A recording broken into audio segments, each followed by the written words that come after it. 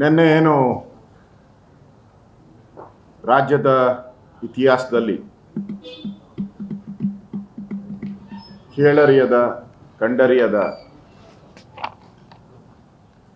ಸುಮಾರು 11 ಜನರ ಸಾವಾಗಿದೆ ಚಿನ್ನಸ್ವಾಮಿ ಕ್ರೀಡಾಂಗಣದಲ್ಲಿ. ಅವರು ಸಾವಾಗಿರುವಂಥದ್ದು, ತೀರ್ಕೊಂಡಿರುವಂಥದ್ದು ಭಾಳ ದುಃಖ ತರುವಂಥ ಸಂಗತಿ. ಇಡೀ ಕರ್ನಾಟಕದ ಜನ ಈ ದುಃಖದಲ್ಲಿ ಭಾಗಿಯಾಗಿದ್ದಾರೆ. ನಾವು ಕೂಡ, ನಮ್ಮ ಪಕ್ಷನೂ ಕೂಡ, ನಾವು ಕೂಡ ಸಂತಾಪವನ್ನು ಮೊದಲನೇದಾಗಿ ನಾವು ಸೂಚನೆಯನ್ನು ಮಾಡ್ತಾ ಇದ್ದೀವಿ. ಅದೇ ರೀತಿ ಗಾಯಾಳುಗಳು ಕೂಡ ಬೇಗ ಗುಣಮುಖರಾಗಲಿ ಅಂತೇಳಿ ಹಾರೈಸ್ತೀನಿ. ಅದೇ ರೀತಿ ಅವರ ಕುಟುಂಬಕ್ಕೆ ಈ ದುಃಖವನ್ನು ಭರಿಸುವಂಥ ಶಕ್ತಿಯನ್ನು ಭಗವಂತ ನೀಡಲಿ ಅಂತೇಳಿ ನಾನು ಭಗವಂತನಲ್ಲಿ ಪ್ರಾರ್ಥನೆಯನ್ನು ಮಾಡ್ತಾ ಇದ್ದೀನಿ.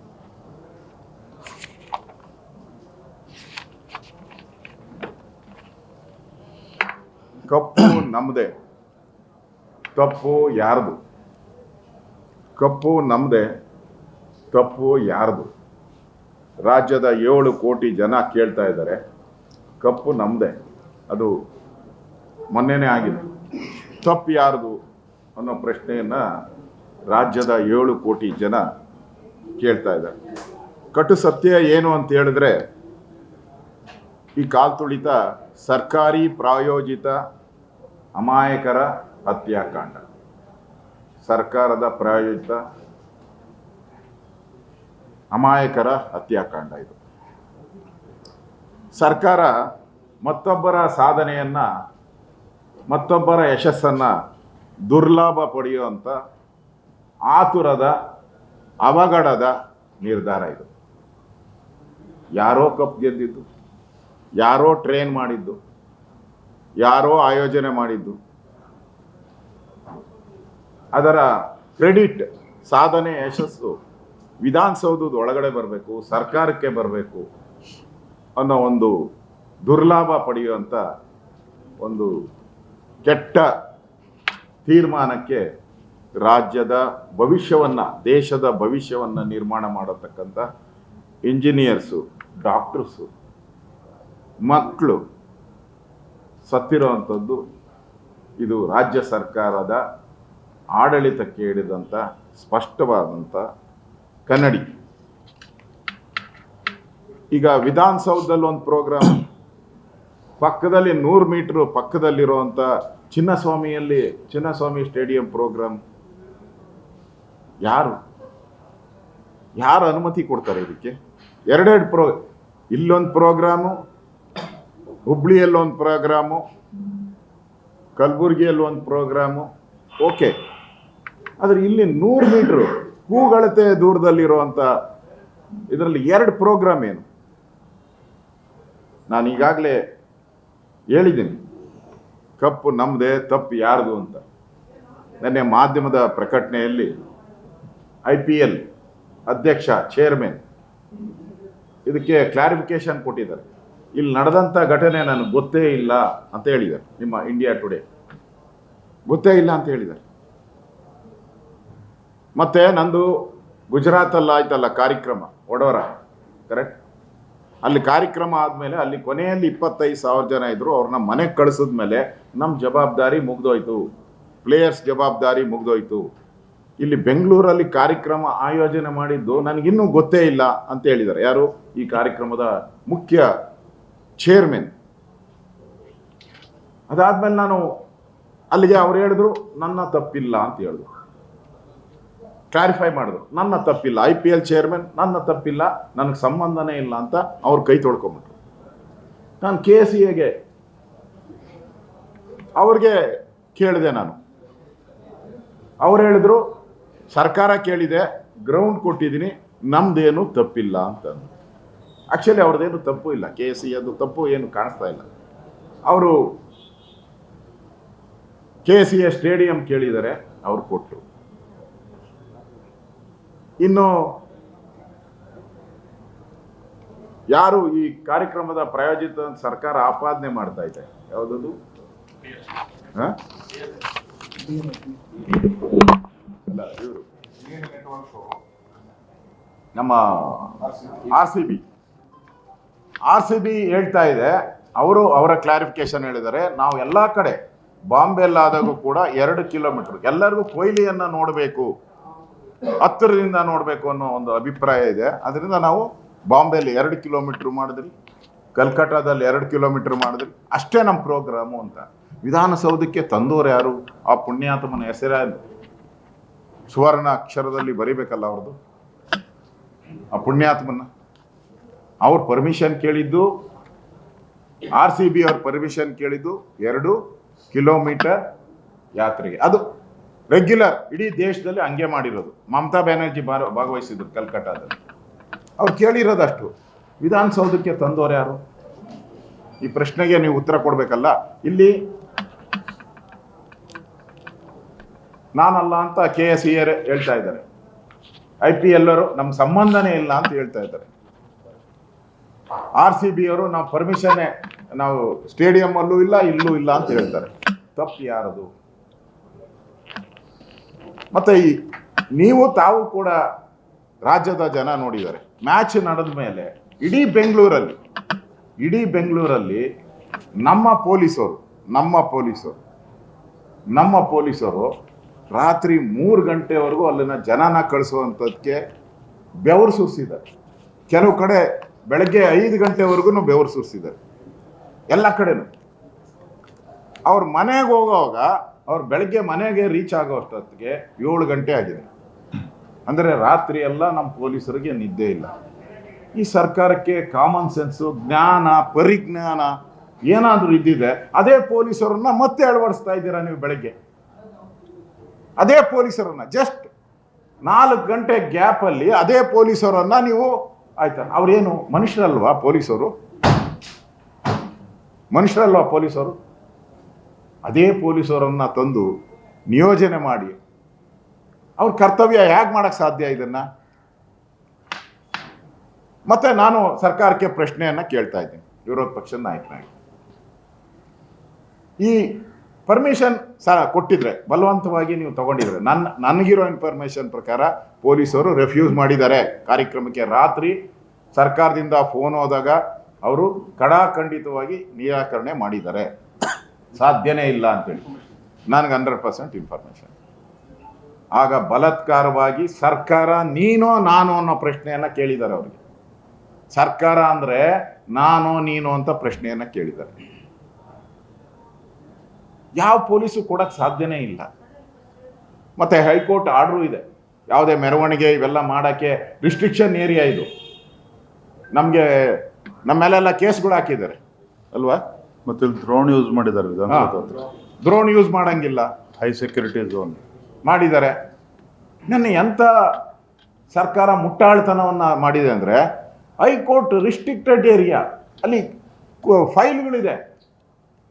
ಅಂದ್ರೆ ಕೇಸ್ಗಳು, ಬೇರೆ ಬೇರೆ ಕೇಸ್ಗಳು, ಮರ್ಡರ್ ಇರ್ಬೋದು, ಸಾಕಷ್ಟು ದಾವೆಗಳಿರುವಂಥ ಕೇಸ್, ಅದ್ರ ಕೋರ್ಟ್ ಮೇಲೆಲ್ಲ ಹತ್ತಿದ್ದಾರೆ. ನಿಮ್ಮ ಮಾಧ್ಯಮದಲ್ಲೇ ನೀವೆಲ್ಲ ತೋರಿಸಿದ್ದಾರೆ.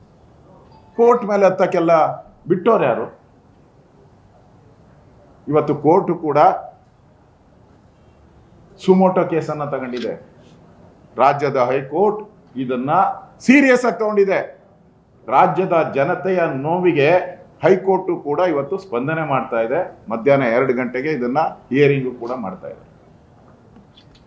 ಇಷ್ಟಾದರೂ ಕೂಡ ನಮ್ಮ ಮುಖ್ಯಮಂತ್ರಿಗಳು ಹೇಳ್ತಾರೆ,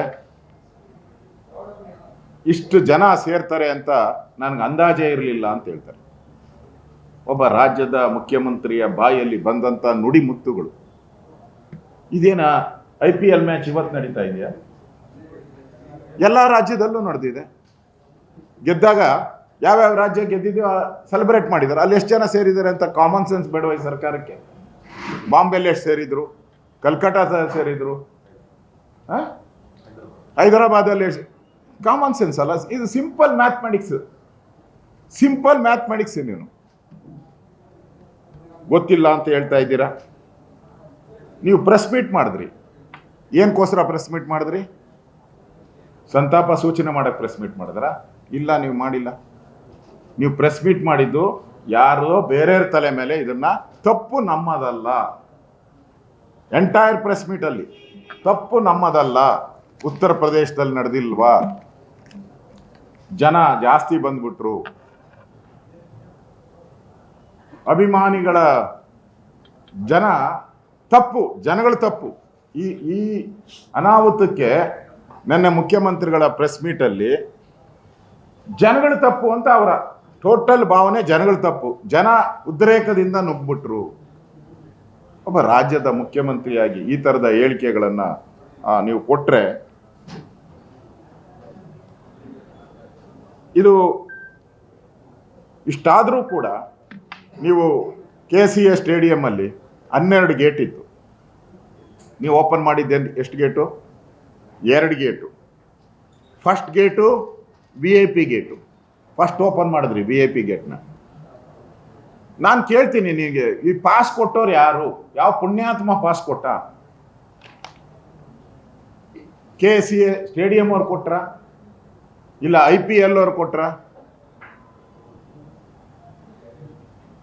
ಸರ್ಕಾರ ಕೊಡ್ತಾ? ಗೊತ್ತೇ ಇಲ್ಲ, ಯಾರು ಕೊಟ್ಟರು ಅಂತ ಗೊತ್ತೇ ಇಲ್ಲ. ಮತ್ತೆ ಅಲ್ಲಿ ಪೊಲೀಸರು ಹೇಳ್ತರು ನನಗೆ, ಪೊಲೀಸರು, ಸರ್ ನಾವು ಗೇಟಲ್ಲಿ ನಿಂತಿದ್ರಿ, ನಮ್ಗೆ ಗೊತ್ತೇ ಇಲ್ಲ ಎಷ್ಟು ಗಂಟೆಗೆ ಒಳಗೆ ಬಿಡಬೇಕು ಅಂತ ಡೈರೆಕ್ಷನ್ ಇಲ್ಲ ಸರ್, ನಮಗೆ ಈ ಕಾರ್ಯಕ್ರಮ ಯಾರು ನಡೆಸ್ತಾ ಇದ್ದಾರೆ ಅಂತ ಗೊತ್ತೇ ಇಲ್ಲ ಸರ್ ಅಂತಾರೆ ಪೊಲೀಸರು. ಸರ್ಕಾರ ನಡೆಸ್ತಾ ಇದೆಯಾ ಗೊತ್ತಿಲ್ಲ ಅವ್ರಿಗೆ, IPL ನಡೆಸ್ತಾ ಇದೆಯಾ ಗೊತ್ತಿಲ್ಲ, KCA ನಡೆಸ್ತಾ ಇದ್ದಾರಾ ಗೊತ್ತಿಲ್ಲ, ಗೊತ್ತೇ ಇಲ್ಲ. ಪೊಲೀಸ್ ಇಲಾಖೆ ಯಾವ ಇಂಟೆಲಿಜೆನ್ಸಿ ಇರುವಂಥದ್ದು, ಕಾನೂನು ಸುವ್ಯವಸ್ಥೆ ಕಾಪಾಡುವಂಥ ಒಂದು ಸಂಸ್ಥೆಗೆ ಯಾರು ನಡೆಸ್ತಾರೆ ಗೊತ್ತಿಲ್ಲ, ಯಾರು ಡೈರೆಕ್ಷನ್ ಕೊಡ್ತಾರೆ ಅಂತ ಗೊತ್ತಿಲ್ಲ, ಯಾವಾಗ ಬಾಗ್ಲು ಓಪನ್ ಮಾಡಬೇಕು ಅಂತ ಗೊತ್ತಿಲ್ಲ, ಹೇಗೆ ಬಿಡಬೇಕು ಅಂತಲೂ ಗೊತ್ತಿಲ್ಲ. ಸ್ವತಃ ಮುಖ್ಯಮಂತ್ರಿಗಳೇ ಟ್ವೀಟ್ ಮಾಡಿದ್ದಾರೆ, ಸಂಭ್ರಮಾಚರಣೆ ಎಲ್ಲ ಬನ್ನಿ ಅಂತೇಳಿ. ಬಾವುಟ ಹಿಡ್ಕೊಂಡಿದ್ದಾರೆ DK ಶಿವಕುಮಾರ್ ಅವರು. ನಮ್ಮ ಅಧ್ಯಕ್ಷರು ಹೇಳ್ದಂಗೆ ಬಾವುಟದ ಪ್ರದರ್ಶನ. ಯಾರು?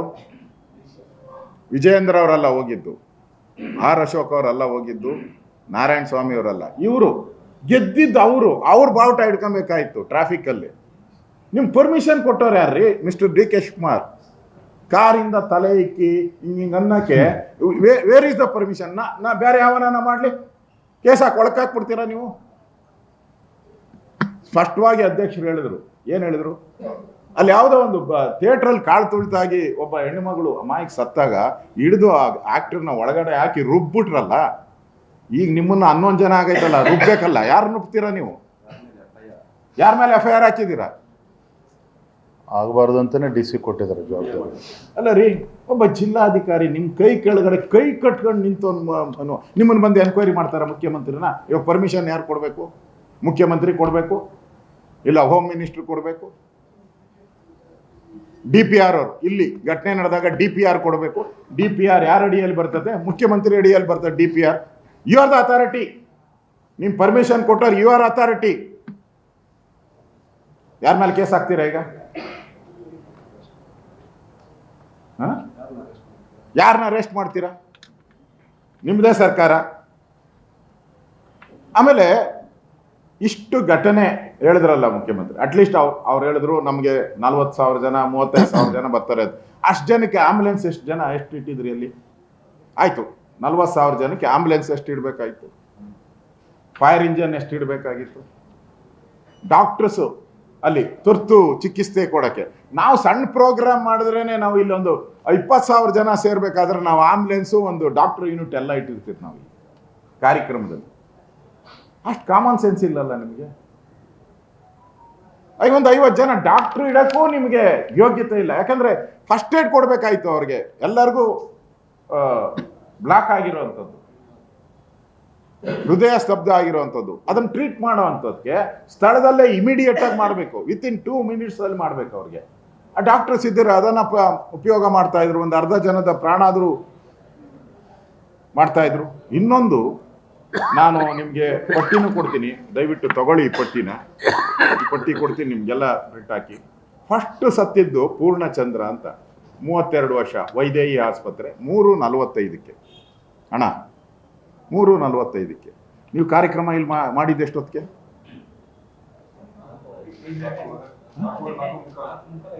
ಅಷ್ಟೊತ್ತಿಗೆ ತೀರೋಗಿದ್ರ? 3:45ಕ್ಕೆ ಪೂರ್ಣಚಂದ್ರ ದೇಹಾಂತ್ಯ. 4:38ಗೆ ದಿವ್ಯಾ 13 ವರ್ಷ ಮಗಳು ಬೋರಿಂಗ್ ಆಸ್ಪತ್ರೆಯಲ್ಲಿ 4:38ಕ್ಕೆ ತೀರೋಗಿದ್ದು. 4 ಸಂಜೆ ಅನ್ನೋನ್ 35 ವರ್ಷ 4:41 ಅವ್ರು ಸೆಲ್ಫಿ ಹೊಡ್ಸ್ಕೊಳ್ಳೋದ್ರಲ್ಲಿ ಅನ್ನೋನ್ ಅದು 4 ಗಂಟೆ. ಇಷ್ಟರಲ್ಲಿ 4 ಜನ ತೀರೋಗಿದ್ರು. ನಿಮ್ಮ ಕಾರ್ಯಕ್ರಮ ಶುರುವಾಗಕ್ಕೆ ಮುಂಚೆ ತೀರೋಗಿದ್ರು. ಅಧ್ಯಕ್ಷರು ಹೇಳ್ದಂಗೆ entire IAS, entire IAS, entire IPS, entire ministry gang, ಪಟಾಲಂ, ಮುಖ್ಯಮಂತ್ರಿ ಪಟಾಲಂ ಫೋಟೋ ಶೂಟಲ್ಲಿ ಬ್ಯುಸಿ ಇದ್ರು.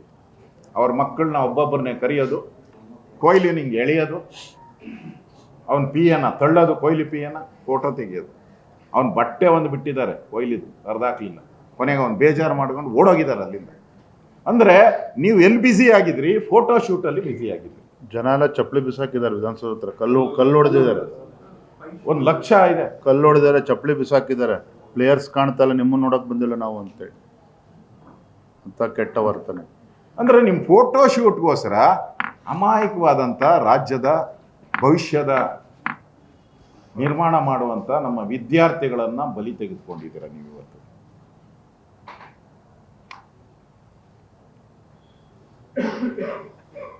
ಈ ಘಟನೆ ಅಂತಾರಾಷ್ಟ್ರೀಯ ಮಟ್ಟದಲ್ಲೂ ಸುದ್ದಿಯಾಗಿದೆ. ಸ್ವತಃ ಪ್ರಧಾನಮಂತ್ರಿಗಳು ಇದ್ರ ಬಗ್ಗೆ ಟ್ವೀಟ್ ಮಾಡಿದ್ದಾರೆ. ಈ ಕಾರ್ಯಕ್ರಮ ನೀವು ಇಲ್ಲಿ ಮಾಡಬೇಕಾದಾಗ ಅಲ್ಲೇ ರದ್ದು ಮಾಡಬೇಕಾಯ್ತು. ನಿಮ್ಗೇನಾದರೂ ಗೌರವ ಇದ್ದಿದ್ರೆ 4 ಜನ ತೀರ್ಕೊಂಡಾಗೆ ರದ್ದು ಮಾಡಬೇಕಾಯ್ತು. ಅವಾಗೂ ಮಾಡಲಿಲ್ಲ. ಕಾರ್ಯಕ್ರಮ ಆದಮೇಲೆ ಮುಖ್ಯಮಂತ್ರಿಗಳು ಎಲ್ಲೋದ್ರು ನಮಗೂ ಗೊತ್ತಿಲ್ಲ, ಎಲ್ಲೋದ್ರು ಅಂತ ಗೊತ್ತಿಲ್ಲ. ಆಮೇಲೆ ಅವ್ರು ಬಂದಿದ್ದು, ಆಸ್ಪತ್ರೆಗೆ ಬಂದಿದ್ದು 6:30ಗೆ, ಏನಪ್ಪ 6:30ನಾ? ಬಂದಿದ್ದು. ಎಲ್ಲೋದ್ರು ನಮಗೂ ಗೊತ್ತಿಲ್ಲ. 7:15 ಬಂದಿದ್ದು. ಆಯ್ತು, ಅವ್ರಿಗೆ ಟ್ರಾಫಿಕ್, ನಮಗೆ ಟ್ರಾಫಿಕ್ಕು, ಅವ್ರಿಗೆ ಯಾವ ಟ್ರಾಫಿಕ್ ಇದೆ? ಅಂದರೆ ಒಟ್ಟಾರೆ ಈ ಘಟನೆಯ ನೇರ ಹೊಣೆಯನ್ನು ಸರ್ಕಾರ ವಹಿಸಬೇಕು. DC ತನಿಖೆಗೆ ನಾವು ಯಾವುದೇ ಕಾರಣಕ್ಕೂ ಒಪ್ಪಲ್ಲ. ಇದು ಹೈಕೋರ್ಟ್, ಈಗಾಗಲೇ ಅಧ್ಯಕ್ಷರು ಹೇಳಿದ ರೀತಿ ಹೈಕೋರ್ಟಿನ ಚೀಫ್ ಜಸ್ಟಿಸ್, ಯಾಕೋ PL ಅವ್ರ ಮುಂದೆನೇ ಹೋಗ್ತಾ ಇದೆ ಈಗ, ಸಿಟ್ಟಿಂಗ್ ಹೈಕೋರ್ಟಿನ ಅವರು ಅಥವಾ ಹೈಕೋರ್ಟಿನ ನ್ಯಾಯಾಧೀಶರ ಸುರ್ಪದಿಯಲ್ಲಿ ಈ ಎಲ್ಲ ತನಿಖೆಗಳು ನಡಿಬೇಕು. ಇದಕ್ಕೊಂದು SIT ರಚನೆ ಮಾಡಬೇಕು. ಹಾಗೆ ಅವರ ಹೈಕೋರ್ಟಿನ ಆದೇಶಗಳ ಮೇಲೆ ಅದು ರಿಪೋರ್ಟ್ ಆಗಬೇಕು. ಮತ್ತು ಈ ರಿಪೋರ್ಟನ್ನು ಹೈಕೋರ್ಟ್ ಜಡ್ಜಿಗೆ ಫೈಲ್ ಮಾಡಬೇಕು, ಸರ್ಕಾರಕ್ಕಲ್ಲ. ಅಲ್ಲಿ ಫೈಲ್ ಮಾಡಿ ಈ ಸಾವಿಗೆ ನ್ಯಾಯ ಸಿಗಬೇಕು ಅನ್ನೋದು ನಮ್ಮ BJPಯ ಒಂದು ಸ್ಟ್ಯಾಂಡ್. ಇದೊಂದು ಮತ್ತೆ ಚಲೋ ಅದ್ರ ಇದು ಅದನ್ನ ಹೇಳ್ತೀನಿ. ಚಲೋ ನಾವು ಸಾವಿನ ಮೇಲೆ ರಾಜಕಾರಣ ಮಾಡಬೇಡಿ ಅಂತ ನಾವು ಕಾಂಗ್ರೆಸ್ ಅವ್ರಿಗೂ ಹೇಳ್ತಾ ಇದ್ವಿ. ನಾನು ಈಗಾಗಲೇ ಹೇಳಿದೆ, ಈ ಸಾವಿಗೆ ನ್ಯಾಯ ಕೊಡಿ ಅಂತ ನಾವು ಕೇಳ್ತಾ ಇದ್ದೀವಿ. ನಾವು ಅನುಮತಿ ಕೊಟ್ಟವ್ರು ಯಾರು? ಕಾರ್ಯಕ್ರಮ ಮಾಡಿದವ್ರು ಯಾರು? ಈ ಸಾವಿಗೆ ತಪ್ಪಿತಸ್ಥರು ಯಾರು? ಯಾರಿಗಾದ್ರೂ ಶಿಕ್ಷೆ ಆಗಬೇಕಲ್ಲ. ಇಲ್ಲಾಂದ್ರೆ ನಾವು ಯಾಕೆ ಇದನ್ನ ಜನಗಳ ಮುಂದೆ ಇಡ್ತಾ ಇದ್ದೀರಿ ಅಂದ್ರೆ, ಮುಂದೆ ಈ ಥರದ ಘಟನೆ ಆಗಬಾರ್ದು. ನೀವು ಹೇಳ್ತಾ ಇದ್ದೀರಾ ರಾಜಕಾರಣ ಮಾಡಬಾರ್ದು. ಇಲ್ಲ, ನೋ ರಾಜಕಾರಣ, ನೋ ಪಾಲಿಟಿಕ್ಸ್. ನಮಗೆ ಇಂಥ ಘಟನೆ ಈ ರಾಜ್ಯದಲ್ಲಿ ಮುಂದೆ ನಡಿಬಾರ್ದು. ಆ ದೃಷ್ಟಿಯಿಂದ ನಾನು ಈ ಹೊಣೆಯನ್ನ ನೇರವಾಗಿ ರಾಜ್ಯ ಸರ್ಕಾರನೇ, ಮುಖ್ಯಮಂತ್ರಿನೇ, ಉಪಮುಖ್ಯಮಂತ್ರಿನೇ ಹೊರಬೇಕು. ಯಾಕೆಂದ್ರೆ IPL ನಮ್ಮದಲ್ಲ ಅಂತ ಹೇಳಿದ್ದಾರೆ. ಇವರು KCA ನಮ್ಮದಲ್ಲ ಅಂತ ಹೇಳಿದ್ದಾರೆ. ಇನ್ಯಾರ್ದು? ಉಳಿದವ್ರು ಯಾರು? ತಂದೋರು ಯಾರು? ವಿಧಾನಸೌಧಕ್ಕೆ ಮತ್ತೆ KCA ಸ್ಟೇಡಿಯಂಗೆ ಈ ಕಾರ್ಯಕ್ರಮ ತಂದೋರು ಯಾರು?